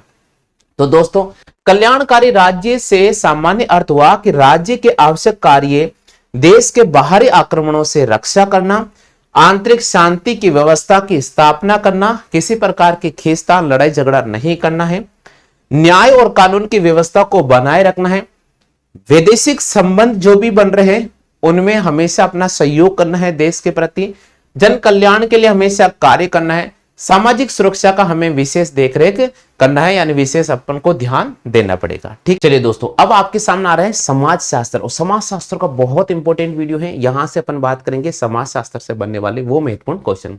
तो चलिए भैया बात करते हैं समाज शास्त्र और इतिहास में दो अंतर लिखिएगा। तो समाज शास्त्र में समाज की घटनाओं का अध्ययन किया जाता है, कल भी बताया था, परसों बताया था, उससे पहले ही बता दिया मैंने। इतिहास में घटनाओं का विवरण किया जाता है, और इतिहास के अंदर घटनाओं का विवरण तैयार किया जाता है, जब समाज शास्त्र में समाज की घटनाओं का विवरण तैयार किया जाता है। समाज शास्त्र में सभी घटनाओं का अध्ययन किया जाता है, जबकि इतिहास में केवल उन्हीं घटनाओं का अध्ययन किया जाता है जो भूतकालीन घटित होती हैं, उन घटनाओं का अपन अध्ययन करते हैं। समाज शास्त्र के विभिन्न परिप्रेक्ष्यों का वर्णन कीजिएगा। तो समाज शास्त्र के परिप्रेक्ष्यों का प्रमुख लक्ष्य हासिल करना है, समाज की गतिविधियों का अध्ययन करना है। उसमें से सबसे पहला था प्रत्यक्षवाद। प्रत्यक्षवाद समाज शास्त्र की परंपरावादी विधि है, जिसे सामान्य ऑगस्ट कॉम्टे के साथ जोड़ा जाता है, क्योंकि ऑगस्ट कॉम्टे वही व्यक्ति थे जिन्होंने समाज शास्त्र को परिभाषित किया, समाज की विभिन्न घटनाओं का विश्लेषण किया। इसका उपयोग वैज्ञानिक शोध के लिए भी किया जाता है। दूसरा आता है क्रियात्मकवादी परिदृश्य। अब क्रियात्मकवादी परिदृश्य क्या होते हैं? इस परिदृश्य में समाज से संबंधित समाज व्यवस्था तथा माल एवं सेवाओं की आपूर्ति करना, बच्चों की सुरक्षा प्रदान करना इत्यादि अध्ययन किया जाता है। क्रियात्मक का मतलब होता है जो गतिविधियां समाज में हो रही हैं, जो क्रियाकलाप समाज के अंदर हो रहे हैं, उन सभी क्रियाकलाप का हम अध्ययन जो करते हैं वो क्रियात्मकवादी कहलाता है। तीसरा कहलाता है द्वंद्वात्मक परिदृश्य। इस परिदृश्य में हम समाज के विभिन्न समूहों का अध्ययन करते हैं जो दुर्लभ संसाधन के लिए प्रतिस्पर्धा रहित माने जाते हैं। व्याख्यात्मक परिदृश्य। इस परिदृश्य में हम समाज की वस्तुनिष्ठ गतिविधियों का अध्ययन करते हैं, साथ में क्रिया विज्ञान मानवीय घटनाओं का अध्ययन भी किया जाता है। अगला क्वेश्चन है, अरस्तु के किस कथन ने समाज शास्त्र में बीज बोए थे? अरस्तु का कौन सा कथन था जिसने समाज शास्त्र में बीज बो दिए थे? तो भाई अरस्तु वो व्यक्ति था जिसने समाज शास्त्र को परिभाषित कर दिया, और उन्होंने कहा कि मनुष्य एक सामाजिक प्राणी है जो समाज के अंदर जुड़ा है, समाज के अंदर जुड़ा रहेगा, समाज का सोचता ही रहेगा। समाज शास्त्र का पिता किसे कहा जाता है? तो मेरे दोस्तों सेंट साइमन का शिष्य है ऑगस्ट कॉम्टे को समाज शास्त्र का पिता कहा जाता है, क्योंकि इन्होंने सबसे पहले समाज शास्त्र को डिफाइन किया था।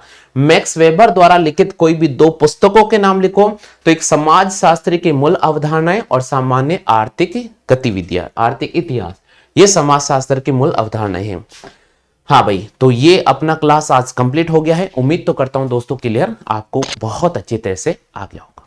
हेलो फ्रेंड्स, कैसे हैं आप सभी। उम्मीद तो करता हूं बहुत अच्छे होंगे, बहुत स्वस्थ होंगे और बहुत ही मस्त होंगे। तो दोस्तों, अगला जो वीडियो मैं आपके सामने लेकर आ रहा हूं बहुत महत्वपूर्ण वीडियो है और जिसमें हम होम साइंस का वीडियो नंबर 2 की बात करेंगे। बहुत इंपॉर्टेंट है। चलिए दोस्तों, शुरू करते हैं आज की इस महत्वपूर्ण क्लास को।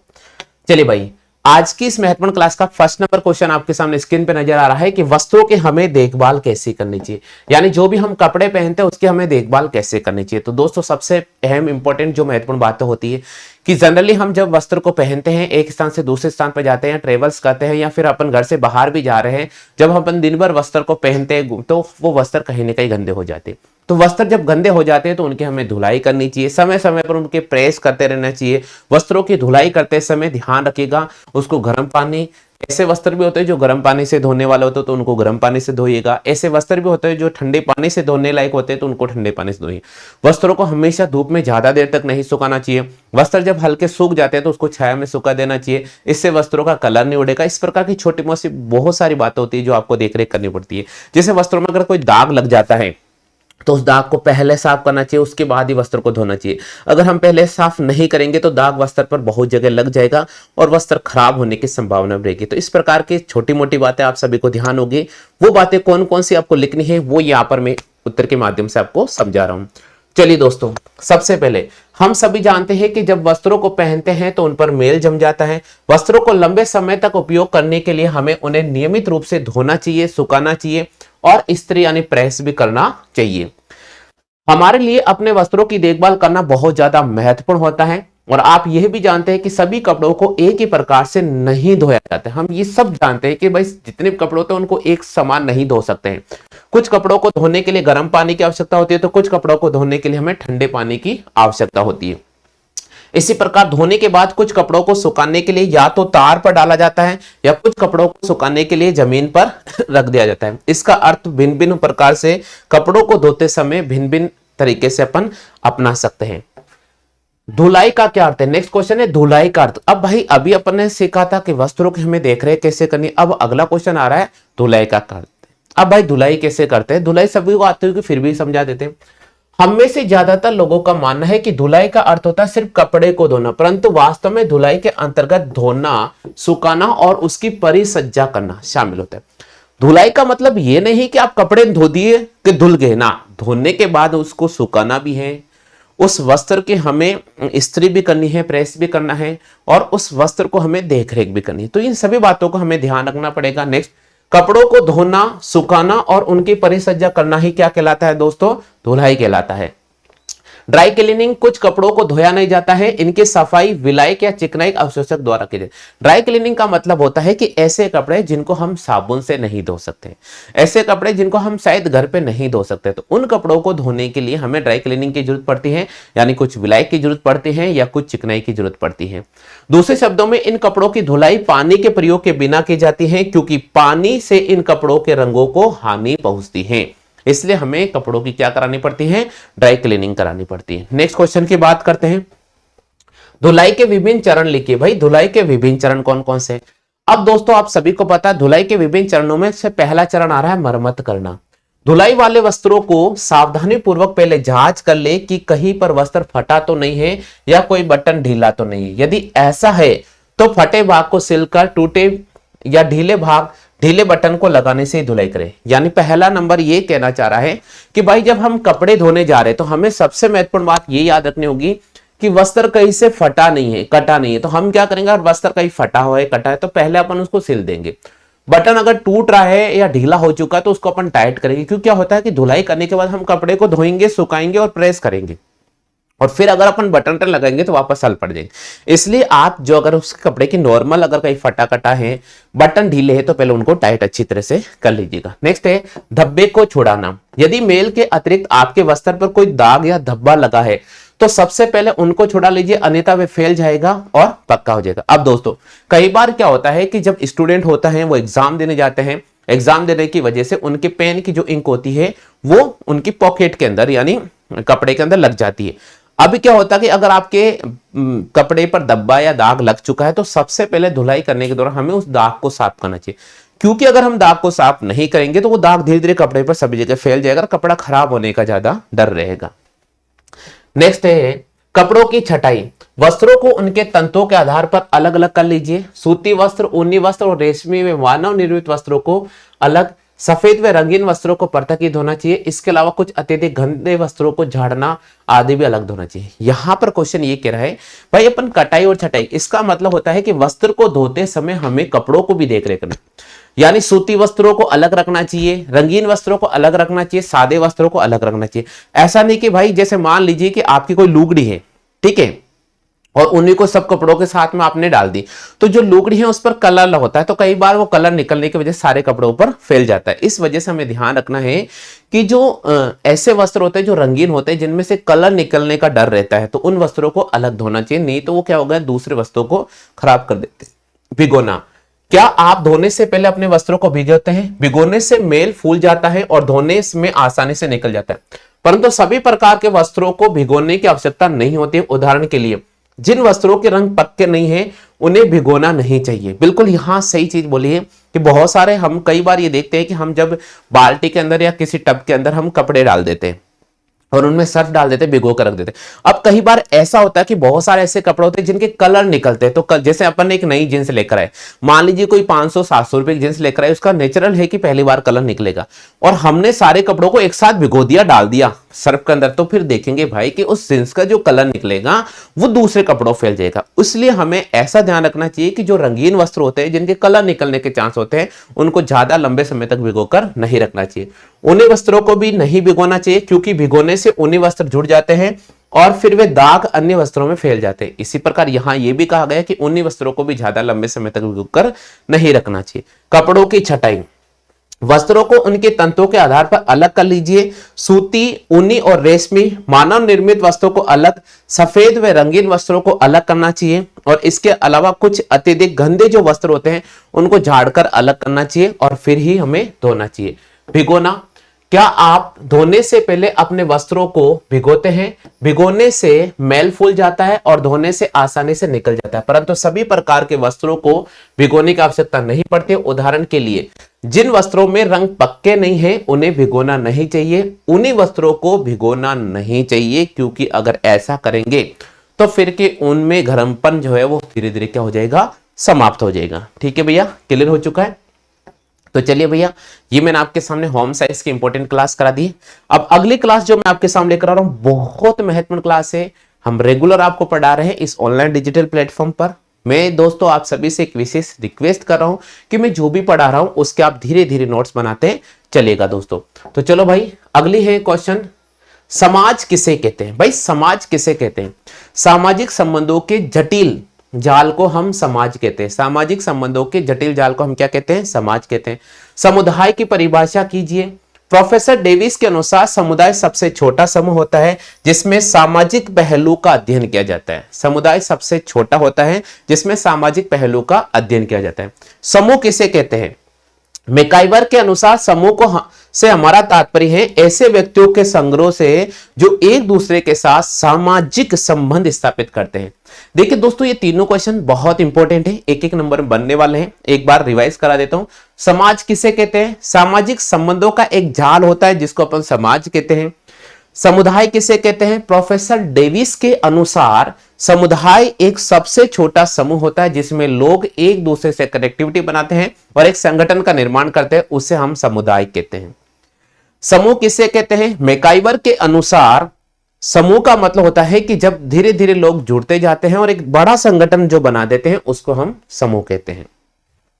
नेक्स्ट क्वेश्चन आ रहा है, प्राथमिक अवधारणा किसने दी थी? भाई प्राथमिक अवधारणा चार्ल्स कूले ने दी थी। प्राथमिक अवधारणा किन्होंने दी थी?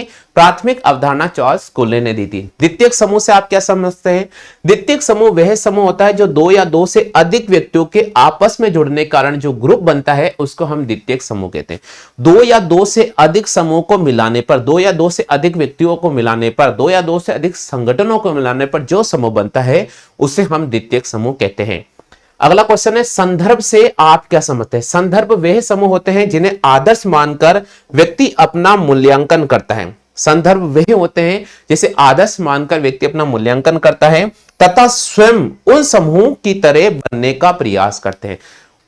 और जैसे अपन ने किसी एक संगठन को माना और अपन ने कहा कि हाँ हम इस संगठन में शामिल हो जाएंगे और अपने आप को वैसा बनने का प्रयास करेंगे तो वो संदर्भ कहलाता है। नेक्स्ट आ रहा है परिस्थिति किसे कहते हैं। भाई बहुत इंपॉर्टेंट है। लेपियर के अनुसार सामाजिक परिस्थिति उस पद को मानी जाती है जो सामान्य एक पद को हासिल करता है। यह पद उसे समाज के अनुसार दिया जाता है। परिस्थिति का मतलब होता है कि लेपियर ने सामाजिक के नियमों के अनुसार बताया कि कोई भी अगर एक व्यक्ति समाज के अंदर कोई उचित पद पाता है तो जो समाज में उसे पद मिलता है समाज के संगठन की बदौलत मिलता है, समाज में उसकी अच्छी छवि की बदौलत मिलता है और उसे अपन परिस्थिति कहते हैं। भूमिका को परिभाषित कीजिएगा। एक व्यक्ति अपनी परिस्थिति के अनुसार विभिन्न प्रकार की परिस्थितियों का निर्माण करता है। एक व्यक्ति अपनी परिस्थिति के अनुसार विभिन्न प्रकार की परिस्थितियों का निर्माण करता है और ये विभिन्न प्रकार की परिस्थितियां उसे समाज में अपना एक उचित मूल्यवान जगह दिलाती हैं और उसे अपन भूमिका कहते हैं, उसे अपन संपूर्ण भूमिका कहते हैं। जैसे मान लीजिए कि मैंने गांव के अंदर कोई संगठन बनाया और गांव के संगठन बहुत सारे लोग जुड़े हुए हैं और उन सबको मैं सुझाव देने का काम कर रहा हूं, उनकी समस्या का समाधान कर रहा हूं, तो मेरी एक प्रमुख भूमिका रहेगी कि भाई गांव के अंदर कोई भी विपत्ति आ जाए तो मैं प्रमुख रूप से उसमें शामिल होऊंगा और उनके समस्या का समाधान करने का पूरा प्रयास करूंगा। नेक्स्ट है भैया अगला क्वेश्चन है अर्जित परिस्थिति किससे कहते हैं। अब अर्जित परिस्थिति यानी एक व्यक्ति जो समाज में अपनी इच्छा के अनुसार कोई भी पद धारण करता है। एक व्यक्ति जो समाज में अपनी इच्छा के अनुसार कोई भी पद धारण करता है उसे हम अर्जित परिस्थिति कहते हैं। सदस्यता समूह किसे कहते हैं। सदस्यता समूह का मतलब होता है कि व्यक्ति जो परस्पर समाज द्वारा स्थापित किसी भी समूह की सदस्यता को ग्रहण करता है। व्यक्ति जो कि समाज के अंदर सदस्यता ग्रहण करता है और सदस्यता ग्रहण करने के बाद समाज की महत्वपूर्ण भूमिका में अपना एक विशेष योगदान देता है, अपने जीवन को समाज के प्रति समर्पित करता है, उसे अपन कहते हैं भाई सदस्यता। नेक्स्ट की बात करते हैं समुदाय के आवश्यक तत्वों का वर्णन कीजिए। भाई समुदाय के कौन कौन से तत्व हो सकते हैं। तो समुदाय के आवश्यक तत्व निम्नलिखित प्रकार को हो सकते हैं। पहला है व्यक्तियों का समूह, दूसरा है निश्चित भौगोलिक संगठन का समूह और तीसरा होता है सामुदायिक भावना। समुदाय के आवश्यक तत्वों का उल्लेख कीजिए। सबसे पहला है व्यक्तियों का समूह, दूसरा है निश्चित भौगोलिक संगठन का समूह और तीसरा है सामुदायिक भावना। चलिए दोस्तों अगला हम बात करेंगे व्यक्तियों का समूह। किसी भी समुदाय द्वारा व्यक्तियों का समूह ही उस समुदाय की पहचान करवाता है और यह समुदाय के निर्माण में एक बहुत ही महत्वपूर्ण भूमिका निभाता है। नेक्स्ट बात करते हैं दोस्तों निश्चित भौगोलिक संगठन का समूह। प्रत्येक समुदाय का कोई न कोई भौगोलिक क्षेत्र होता है और उसका एक पर्टिकुलर एरिया होता है और जिसे अपन निश्चित भौगोलिक संगठन कहते हैं। अगला है सामुदायिक संगठन। समुदाय का निर्माण के लिए व्यक्तियों के समूह को सामुदायिक भावना का होना बहुत जरूरी। तो बहुत ही महत्वपूर्ण क्वेश्चन मैंने आपको करा दी है, वापस एक बार रिवाइज करा देता हूं क्योंकि यहां से पक्का क्वेश्चन बनने वाला है भाई। लो भाई बात कर लेते अपन। पहला क्वेश्चन है समाज किसे कहते हैं। तो सामाजिक संबंधों के जटिल जाल को हम समाज कहते हैं। दूसरा क्वेश्चन समुदाय की परिभाषा कीजिए। प्रोफेसर डेविस के अनुसार समुदाय सबसे छोटा समूह होता है जिसमें सामाजिक पहलुओं का अध्ययन किया जाता है, उसे हम समुदाय कहते हैं। कोई भी छोटा सा संगठन ग्रुप बनाया और उसमें सामाजिक पहलुओं का अध्ययन किया, छोटी छोटी बातों का अध्ययन किया, उसे अपन समुदाय कहते हैं। समूह किसे कहते हैं भाई। मैकाइवर के अनुसार समूह से हमारा तात्पर्य है कि ऐसे व्यक्तियों के समूह से जो एक दूसरे के साथ सामाजिक संबंध स्थापित करता है उसको अपन समूह कहते हैं। प्राथमिक अवधारणा किन्होंने की थी। तो प्राथमिक अवधारणा की प्रस्तुति चार्ल्स कोले ने दी थी। द्वितीयक समूह से आप क्या समझते हैं। द्वितीयक समूह वह समूह है जो दो या दो से अधिक व्यक्तियों को आपस में जोड़कर एक हित आधारित समूह का निर्माण करते हैं, उसे हम द्वितीयक समूह कहते हैं।